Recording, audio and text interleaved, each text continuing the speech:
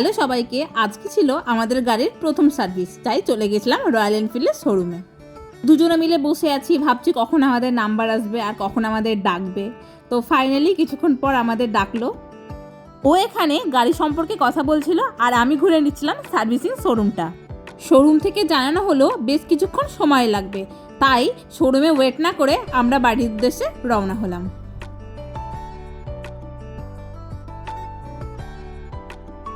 বিকেল নাগাদ আমাদের ফোন করে জানানো হয়েছিল যে গাড়িটি রেডি হয়ে গেছে, তাই আমরা কিছুক্ষণ পর চলে গেলাম গাড়িটি নিতে। গাড়ি তো আমাদের ঝকঝকে তকতক হয়ে একদম রেডি।